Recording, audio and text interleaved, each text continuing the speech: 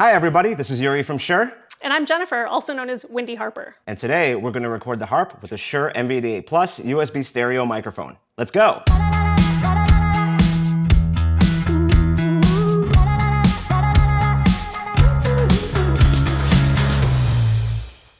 In a recording context, it's useful to think of a harp as some kind of weird combination of a guitar and a piano. Like a guitar, the strings of a harp are plucked. The energy from these plucked strings gets transferred to a wooden soundboard so that the sound can radiate out to the rest of the room. Because the harp is a larger instrument with many strings, it radiates sound in a complex way, which is similar to a piano. This means that the microphone should be placed far enough away from the instrument to pick up all of its tonal complexity. The MV88 Plus is a great microphone for this because it's capable of picking up great detail while also being able to cover the entire instrument in stereo from a distance. Now that we know a little bit more about the instrument, let's look at a few things that you might want to avoid when recording the harp.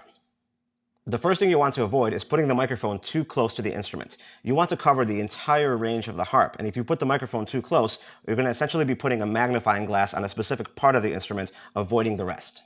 Another thing that you might want to avoid is putting the microphone directly at the strings. Most of the sound of the harp is actually coming from the soundboard, so you want to get a good combination of both the sound coming from the strings and projecting out of the harp from the soundboard. One other thing to consider is that the low strings of the harp tend to be very resonant, and this is by design. This is so that your audience can hear the harp in conjunction with the orchestra. So don't be afraid to go into the Motive app and adjust the EQ during the recording process or afterwards in post-production. So a typical microphone technique for a recording harp would look something like this. The microphone is going to be up high, probably at about the height of the harp.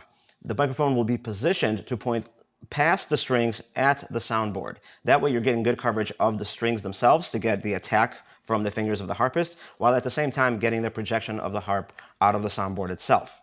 And finally, the distance from the instrument is going to be about the same length as the harp itself. You can play around with distance a little bit depending on if you want a little bit more attack from the instruments or you want to get a little bit more of the room itself.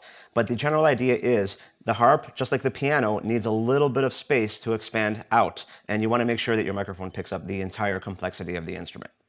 Next year, Sean.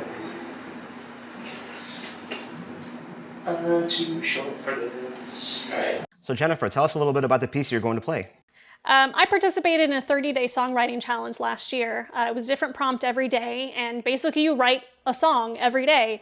And this was the result of one of those days. The prompt was traveling, so this is Traveling, written by me.